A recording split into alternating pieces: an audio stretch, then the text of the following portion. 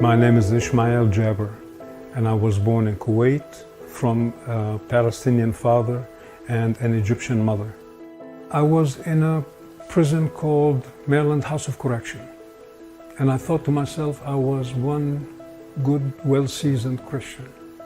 So I searched the scripture and I got baptized. Something else just woke up in me. The Lord has touched me. Then and only then I knew the meaning of the word grace. Yep, you heard that right. Before he even knew about Philemon, God was preparing Izzy for his new life and coming home for good. Since Izzy has been at the Philemon ministry, he continues to grow in his faith, engage our brotherhood, and is establishing his citizenship. We'd love to help more men like Izzy. Help us get to our annual fundraising goal of $75,000 on October 26, 6:30 p.m. at Central Presbyterian Church in Towson. Follow the QR code and link in comments for more information and registration.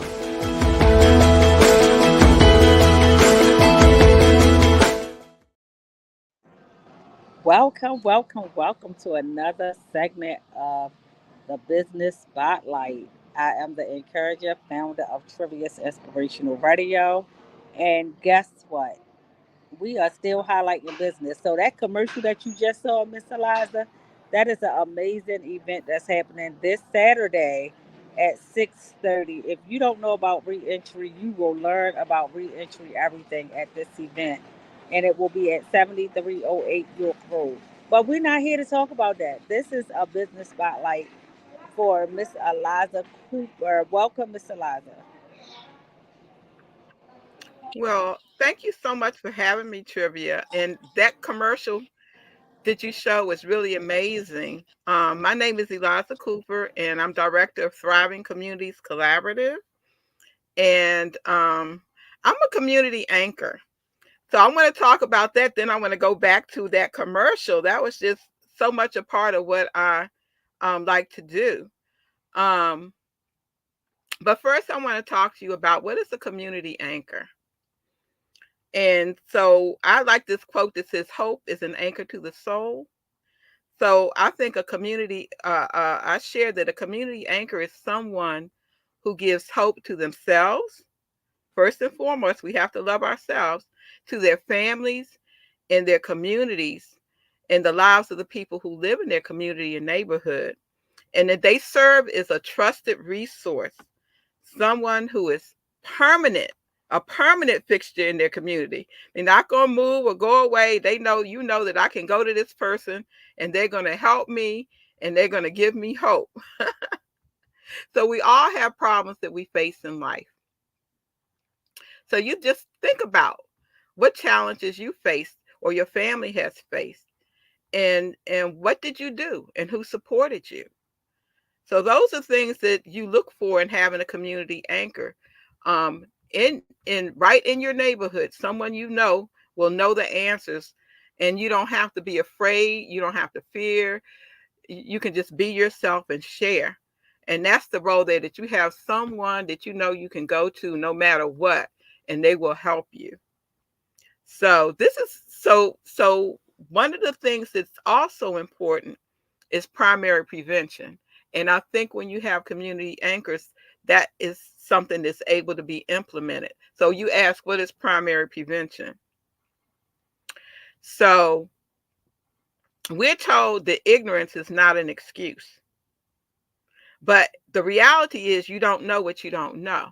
So primary prevention is having the information, and that's that community resource. Before you have a problem, what can I do? If I see something coming, who can I go to get help? Who's going to give me some real help? Who's going to help me understand what I need to do so that I don't have a problem where, I have to go in the system, or somebody's calling the police on me, or maybe someone who can say, you know what, I know so-and-so down the street. Let me go talk to them and we work this out if you have a problem with your neighbor. It's just all different kinds of ways that having that community anchor can be really important. But we have to also help and support developing those community anchors. So how did I get started? My community voice began when I was an at-home mom with 4 children. I became part of an at-home mom of color support group. And then at a school for my children they attended, I was on their executive leadership board. Um, then I joined a parent support group. There was a peer support group. And I went on to become a member of the national leadership team that they had. And after that, a member of a national parent advisory team. And that gave me a lot of experience that helped me to grow into being that community anchor, because it's not something that happens overnight. You start off volunteering, you start off being concerned, you might start off even advocating for your own family, for one of your children, or for your mate. And then you just go on from there and might go and become part of the neighborhood association. Um, you might volunteer with organizations that support the areas where you have concerns and issues in your life. You know, many organizations that were started by parents because they needed help for their children and it wasn't there. So they said, okay, well, let me see what I can do. That's how many 501(c)(3)s have started. So my children are now grown, and I still work on a local, state, national level. I inadvertently became the director of Thriving Communities Collaborative. It was established with a grant, and the grant ended, and the leadership reached out to community to begin to direct and implement the collaborative with community members. So after consideration, I stepped up as others moved on to other initiatives. So when I took on, that's like right after that, we then had COVID, but my focus became the African American community in Baltimore. Um, so I try to use I try to center blackness. There's something called centering blackness for the betterment of economic liberation for everybody. Well, I say for the betterment of mankind or humankind. But because when you center blackness, everybody gets served. So Angela Davis has this quote. She says, she addresses people say, well, all lives matter. Well, yes, all lives do matter. And so, but when you look at the hierarchy of things, who is getting the most service? Who has the least needs? And then you go and look and say, okay, but who is it that has the greatest need? And if you serve those people, then everybody gets help. So in our culture, it's African Americans. So if you serve them, then everybody else gets served. You hear me? Everybody else. And this has been, research has proven this. If you exclude African Americans, then everybody but them gets served. So in my role as a community anchor and as a natural health educator, I collaborate with local, state, national programs and organizations. I have co-trained. Again, that's one of the things with a community anchor. They co-train. They become volunteers with organizations. They develop trusted relationships. They receive trainings with practitioners. Um, and so those are some of the things that I have done over the many, many years, over the 30 years I've been doing this.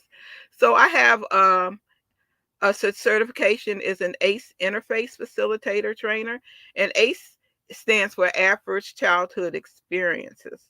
And so we like to let people know what happens when where children have adverse childhood experiences. What's the impact? And what are the mitigating factors? So I'm also what they call a hope trainer and champion. And HOPE stands for Healthy Outcomes from Positive Experiences. So I offer workshops in that. I'm also a part of the national, what is it? The national, in my mind just went blank, Community Healing Network. That's what I'm trying to say. And I've been trained as an emotional emancipation healing circle facilitator. And again, that organization focuses on African Americans who are descended from slaves. So there's they have a program that's like 7 keys. You have like 8 sessions where you learn how to mitigate the traumas that have impacted you from being descended from those who were enslaved. Also, I recently go, received a social justice transformation certificate from Wilmette Institute. So I also participate on boards and committee teams such as Circle of Parents. I'm on the board, the national board of Circle of Parents now. Statewide in Maryland, I participated with the Trauma Informed Care Commission on trauma informed care and the State Council on Child Abuse and Neglect with Essentials for Childhood. And I'm involved with the Family Tree of Maryland. They have a parent leadership team, and I just do whatever volunteer work there as it comes up. So, um, what else do I want to share with you? So, when I became director of Thriving Community Collaborative, COVID came right after, shortly thereafter. So I began to do virtual presentations and workshops. So I have to say that the outreach I have is also to across the state of Maryland. I've had people from Florida, from Canada, from various places, and we offer various topics geared towards healing, emotional and mental health healing, and then resources. Where can you go to get help? And just how can you develop skills on your own? So it's not like you have to uh, necessarily go to a counselor or a coach, because some people don't like to go to programs. And then that's the other thing, developing community anchors, encouraging the community members to step up and be the support to one another. Peer support is so powerful.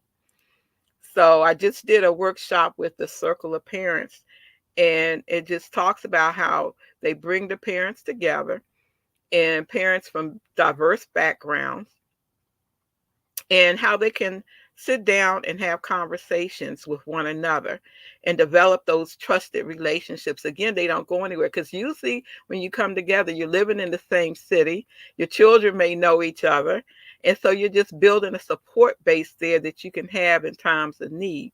So the circles are really based on the protective factors. And so one of them is just building those positive social connections. Yeah. So I certainly encourage everyone to have their own social support base. One of the things that we offer is Parent Cafe. I'm trained as a Parent Cafe facilitator, and there are many here in the state of Baltimore. Maryland Family Networks is the oversight for that, and you can go to them if different parts of the city, or you can call me. Arrange that you have a cafe for your parents.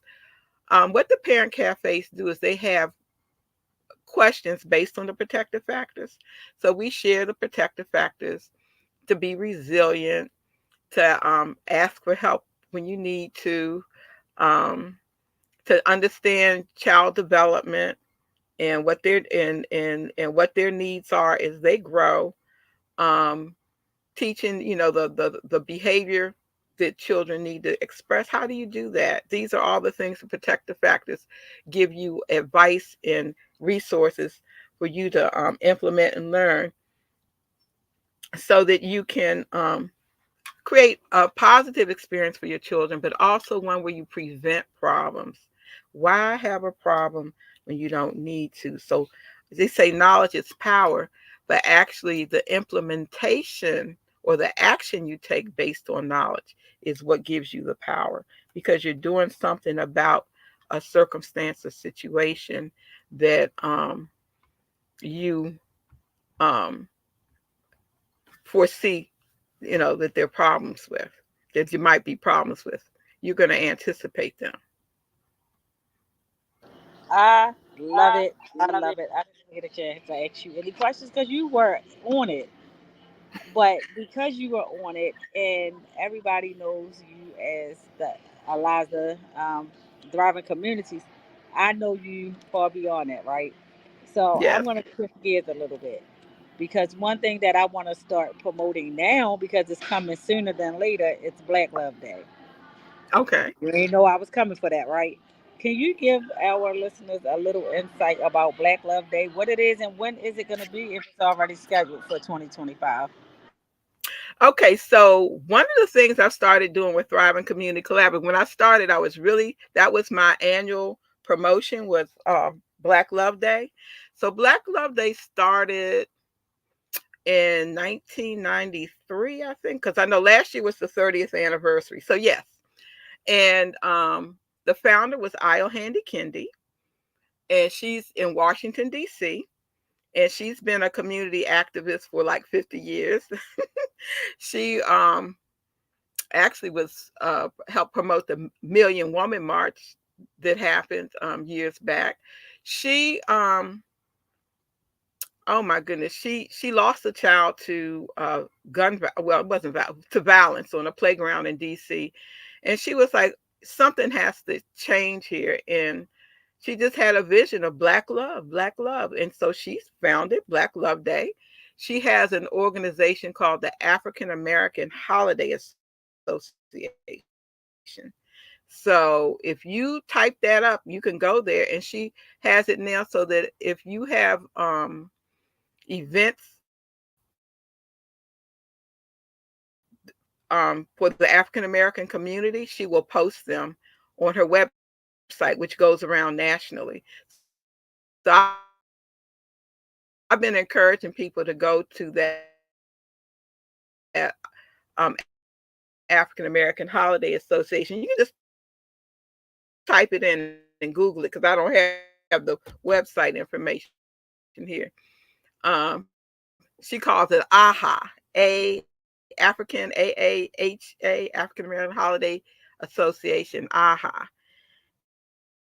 And Black Day, love for self, and then love for the Black race in diaspora around the world, wherever we are. So those are the 5 tenets. But it's also for, because we have to talk about collective radical healing, because it's not just African Americans who need to heal, it's those who create the structure of racism that exists and maybe not even realize it. We talk about white privilege and people saying, well, we were just born into this. This is what we come up knowing. So it's like raising that awareness and then changing, shifting, transforming that way that creates and promotes and supports inequities and marginalizes and targets African Americans. So this is a very important day for people to learn and know about. And I've been doing it now for maybe 7 or 8 years. And each year, it grows. So, like Trivia's asking me about it now. 7 or 8 years ago, she wouldn't have been asking me about Black Love Day. Also, this has Black Love Day has also helped me to appreciate other cultural celebrations. So, Kwanzaa, and one that I found out about that existed since the 1919 uh, oh, it's in 1957, is called National Freedom Day. So National Freedom Day, I found out about because I was looking into when the new when Juneteenth came up and we are going to celebrate Juneteenth. Well, I was like, huh? So I found National Freedom Day's been around for a while. That was to celebrate the 13th Amendment, which supposedly ended slavery. So again, I won't talk about that, but that's another day that I celebrate, and it's February the 1st. And then Black Love Day is February 13th. I And keep all coming of at these days are really talking about emancipation, liberation, and freedom for African Americans. Would you say, I love it. I love it. I said every time I went to Trivia? say something, I could. every time I went to say something, I couldn't come off mute. Um, Okay, so I can't but those hear are you. some. Oh my gosh, you can't So hear me? You can't hear me? You keep talking.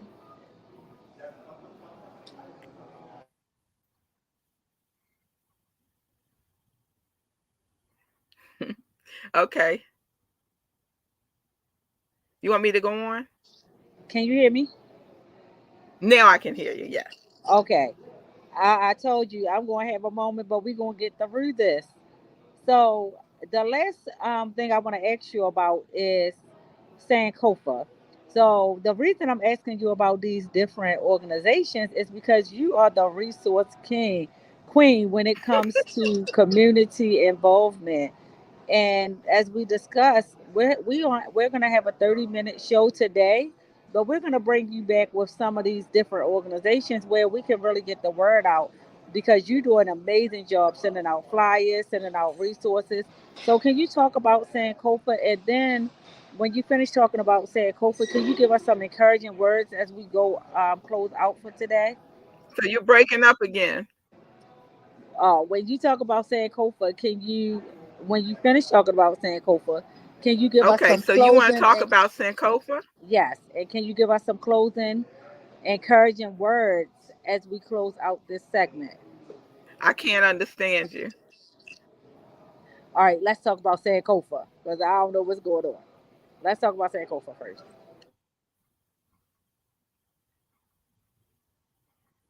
So I'm going to talk African Children's Museum in the United States. It's the only one in the whole. It's not African American. It's African, and it's it came about. It was in there was a store on Charles Street here in Baltimore, and the owner is Mama Kiki, or Esther is her American name, and you would go in her store and you could buy African goods and things. If you went in the back, her husband Jim then would talk to you about all these artifacts that they have from Africa. And they were asked to start giving presentations in schools on these museum on some of the pieces. So they would pull some pieces out and take them to schools and set them up and talk about them. And then somebody said, you know what, you really just need to have a place like a museum where you can showcase these artifacts and people can come to you rather than you having to move them. So they're on Pimlico Road, Sankofa Children's Museum, African Children's Museum. It's on York Road. Um, there is an admission cost because you got to pay for space, which is not so. So they have school people come, the after school programs. Uh, they actually do have space that if you want to host something there, you can. But the artifacts that they have there are from all over the continent of Africa, because I want everyone to understand Africa is not a nation by itself. It is a continent that has many nations and many peoples and many ways of living. And that is expressed in this museum. You can go there and they'll take you through the different sections and you can see the differences in the different cultures that are there, and then how we've adapted them in our American life. It's just so powerful. And for us to understand the tremendous rich history that Africa brings to us is African Americans, because we don't always know where in Africa we came from or what nation that we um, are descended from in Africa. Awesome. Can So, you hear me now? trivia. Yes. Can you hear me now?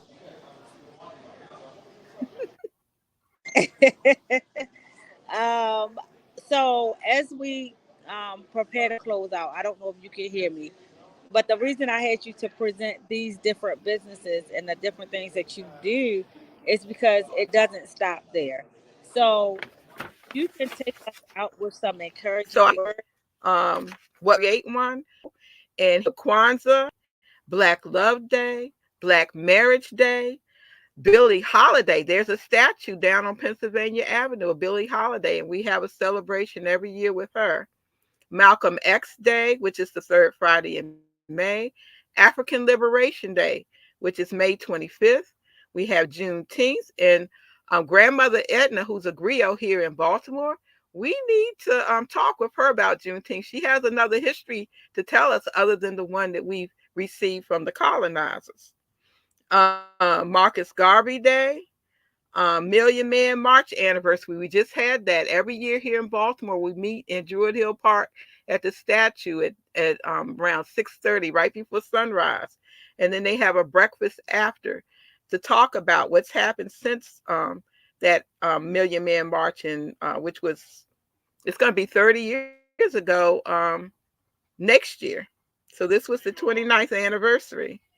And then we just celebrated Community Healing Days, where you wear sky blue for the endless possibilities that can occur in our lives rather than thinking about all the bad things that are happening, the bruises from being enslaved and beaten. We want to, and Maya Angelou instituted that 17 or 18 years ago with the Community Healing Network, which I talked about earlier. So I encourage everyone, find something to celebrate, find something to give that gives you hope. This time of year is this is one of the workshops I like to do this time of year about the winter blues, because the days getting shorter impact people. We have what we call seasonal affective disorder, and also the holiday times aren't always everybody's favorite time of year. Sometimes people get sad or depressed for various different reasons, and so we need to have coping mechanisms and coping skills in place to utilize so that we can stay maintain our good mental health, that we can stay positive and optimistic and hopeful through whatever trials and tribulations we have in our lives. So with that, I'm going to turn it back over to you, Trivia. Awesome. I hope you can hear me. I hope you can hear me. Yes. So I am so excited because you gave us a wealth of knowledge. And that's what you do all day. Like, you are the resource knowledge woman, especially when it comes to the African American community. And I love it. So what I would like for you to do, as I say good evening out, and prepare everyone for what's to come next week, I want you to give words of wisdom. Just drop us some nuggets.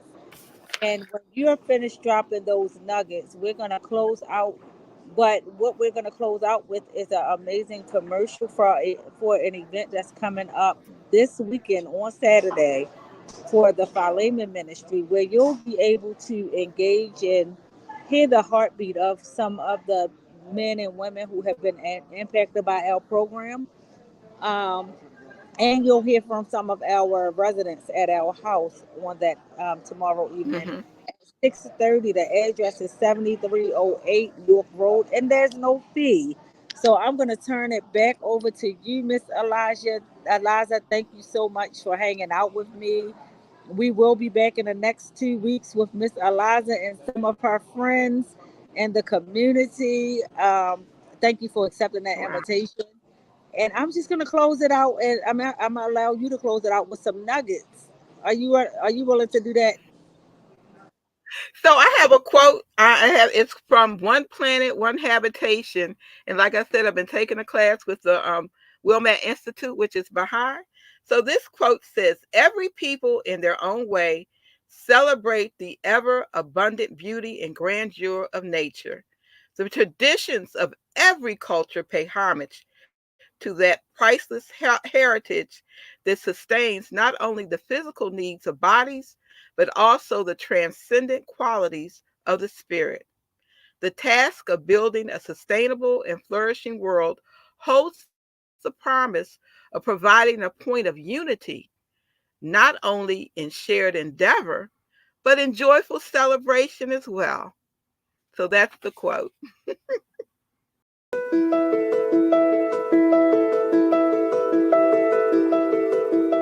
My name is Ismail Jabber, and I was born in Kuwait from a Palestinian father and